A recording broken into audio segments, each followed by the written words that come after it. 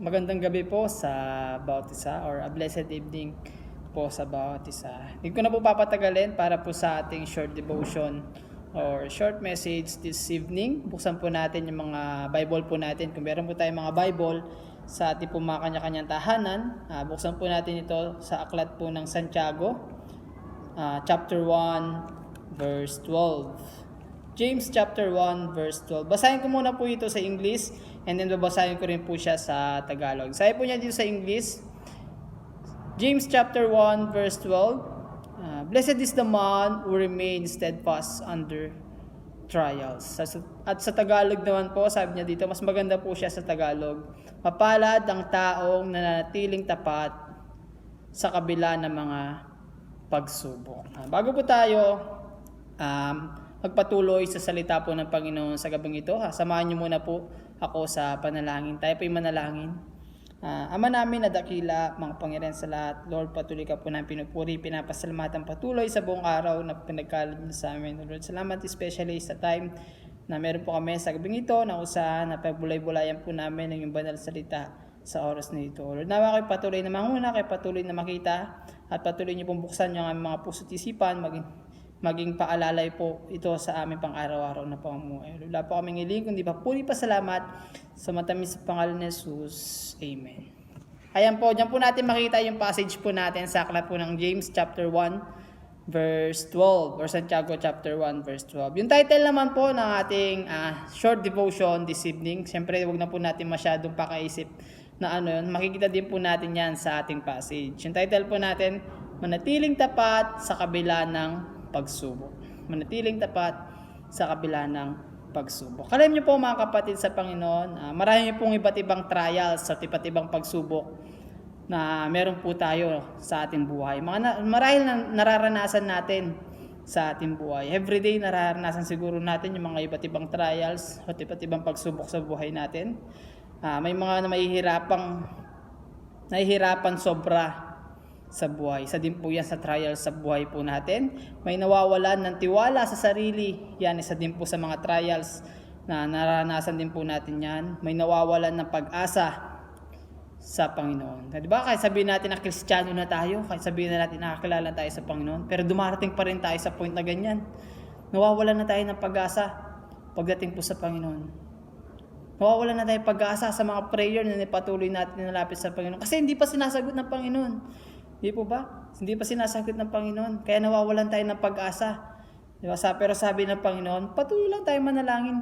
Sasagot at sasagutin yung Panginoon sa mga prayer po natin. Dahil nakikinig po yung Panginoon sa mga panalangin po natin. At lastly na nasulat ko po dito, mayroon ding pagsubok na damay-damay ang lahat. Diba? Sa nakaraang taon na naranasan po natin, di po ba, sa buong bansa po natin, buong Pilipinas, naranasan po to.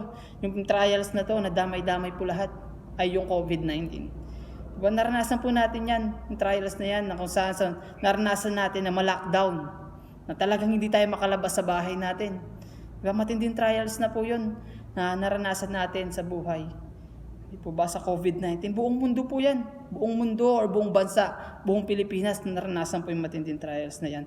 Pero alam niyo po ba mga kapatid, sa mga trials na yan, tinetest lang po pala tayo ng Panginoon kung gaano tayo katapat pagdating po sa paglilingkod sa Kanya. Kung gaano tayo kahigpit na hawak pagdating po sa paglilingkod sa Kanya. Sabi po niya dito, when God tests you, tinetest lang tayo ng Panginoon. Have faith on God. Marahil may mga nagawa na po siguro tayong barko or may nakita na tayong barko or bangka. Di po ba sa dagat na makita natin na napakalaki ng bangka. May malaking bangka or malaking barko na nakita na po natin sa buhay natin. Alam niyo po ba, ano kaya yung purpose ng Panginoon? Bakit kaya siguro nagawa niya po yun? Bakit siguro nagawa niya mga bangka na yun? Mga barko na yun? Di po ba? Alam niyo mga kapatid sa Panginoon, hindi natin malalaman kung gaano katibay yung barko na yon o yung bangka na yon kung hindi pa sinusubok ng Panginoon. Alam niyo po ano po yung trials na binigay ng Panginoon para doon sa barko na yon? Di po ba? Pag naglalayag po yan, di po natin maiwasan na magkabagyo. At dadaan ay yung malakas na halon. Di po ba? Dadaan yung malakas na halo na kung saan itetest ng Panginoon yung bangka na yon kung gaano nga ba siya katibay, kung di siya tataob, kung di siya lulubog. Di po ba? Marahil alam din po natin yan sa buhay din po natin mga kapatid sa Panginoon. Alam niyo po mga kapatid sa Panginoon, ang pagiging tagasunod po ng Panginoon, hindi lang puro saya. Hindi lang po puro saya, yung pagiging servant para po sa Panginoon. Kilala niyo po ba si Abraham sa Bible? Marahil very familiar na po sa atin si Abraham, yung character ni Abraham, yung buhay ni Abraham. Pero alam niyo po, mga kapatid sa Panginoon, sinubok siya talaga ng Panginoon. Sinubok talaga yung katapatan ni Abraham. Kung gaano nga ba siya katapat na lingkod ng Panginoon. Kung gaano ba siya katapat na sumunod sa Panginoon. Alam niyo po, iniling ng Panginoon during that time na si Abraham ay ialay niya or patayin niya yung anak niya. Yung pinakamamahal niyang anak para lamang ialay sa Panginoon. Diba? Pero ano pong ginawa ni Abraham dito? Inalay po niya yung pinakamamahal niyang anak para lamang sa Panginoon. Dahil yun po yung iling ng Panginoon sa kanya na ialay niya yung pinakamamahal na anak po niya. Sumunod po si Abraham. Kung saan tinest ng Panginoon kung gaano nga ba siya katapat para sa Panginoon. Tayo po kaya bilang isang Kristiyano, marami na po sa atin na may mga anak na, may mga asawa na, di po ba? Kung tayo po nasa position po ni Abraham during that time na usahan, hiniling ng Panginoon na yalay natin yung anak natin, yung pinakamamahal na anak natin para sa Panginoon. Yalay natin at patayin natin para sa Panginoon. Gagawin po ba kaya natin yun? Na kung saan tinetest ng Panginoon kung gaano tayo katapat sa Kanya. Diba? Matinding trials po yun na dumaan kay Abraham during that time. Matinding decision po yun. Talagang nag-isip siya talaga na kung saan kasi sinusubok siya mismo ng Panginoon. Pero ano pong sagot ng Panginoon dito? Nung nakita po niya yung heart ni Abraham, kung gaano siya katapat sa paglilingkod sa Panginoon, kung gaano siya katapat na sumunod sa Panginoon, hindi na tinuloy ng Diyos ang paghahandog sa kanyang anak. Hindi na po tinuloy ng Diyos ang paghahandog sa kanyang anak. Tayo po bilang isang Kristiyano, marahil marami po mga trials, marami mga pagsubok na dumadaan po sa buhay natin. Hindi po ba? May mga malalaking problema na meron tayo ngayon, may mga problema na kung saan minsan din natin kayang i-handle sa life natin, di ba? Nawat isipin lang po natin mga kapatid sa Panginoon na yung mga trials na yan ay hindi po bibigay ng Panginoon yan kung hindi po natin kaya. Yung mga trials na yan na kung saan binibigay ng Panginoon yan na kung saan tinetest lang po tayo, kagaya po ni Abraham, na kung saan tinetest po niya kung gaano po siya katapat sa paglilingkod po sa ating Panginoon. Hindi po ba? Marami din po mga problema dumarating sa ating buhay. Problema po sa ating mga anak, problema sa asawa, problema sa negosyo, problema sa kapitbahay, problema sa karamdaman, at problema sa utang at marami pang iba. Maraming mga problema na dumarating po sa buhay po natin.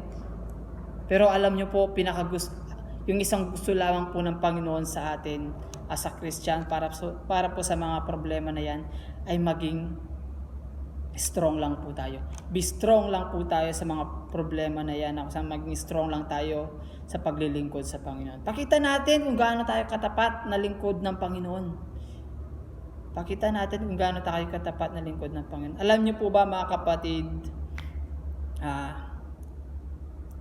magpakatatag lang po tayo pagdating sa paglilingkod sa Panginoon. Dahil ayan po yung gusto po ng Panginoon sa atin na maging matatag tayo pagdating po sa paglilingkod po sa Kanya. Hinahanap ng Panginoon sa atin, mapalad daw tayo kung tayo'y nanatiling tapat sa kabila ng mga pagsubok. Tandaan natin, may pangako ang Diyos sa mga umiibig sa Kanya. Sa kabila ng mga pagsubok na to'y gagantimpalaan ng Panginoon ang tatanggap raw tayo ng gantimpala na buhay. Di ba ba? Kung tutuloy natin yung verse na yon, yung passage po natin, kung tutuloy po natin, sabi po niya dito, Santiago chapter 1 verse 12, mapalad ang taong nanatiling tapat sa kabila ng mga pagsubok, sapagkat matapos siyang subukin, tatanggap siya ng putong ito'y ang buhay na ipinangako ng Panginoon sa mga umiibig sa Kanya. Hindi po ba? Alam niyo po ba, mga kapatid sa Panginoon, ang Panginoon po ay patuloy lamang po siya nandan. Ginagabayan po niya tayo. Alam po ng Panginoon kung ano pong ginagawa po natin. Alam po ng Panginoon kung ano man po mga trials na meron tayo ngayon. Alam po ng Panginoon kung nahihirapan tayo sa buhay natin. At alam po ng Panginoon kung ano po laman ng heart natin everyday.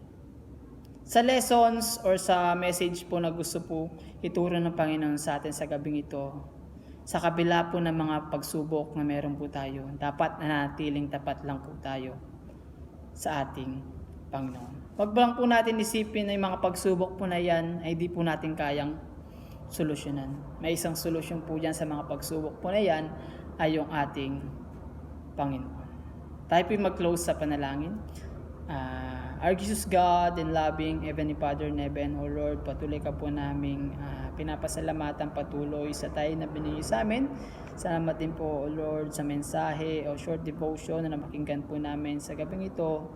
Sanawa ito'y patuloy na tumatakbo sa aming mga isipan, sa aming mga puso, na kung saan patuloy po namin ito magampanan sa aming po pang-araw-araw na pamumuhay, O Lord. Salamat po, O Lord, sa reminder na ito, na kung saan patuloy nagre-remind po sa amin buhay Kristiyano, na kung saan kayo patuloy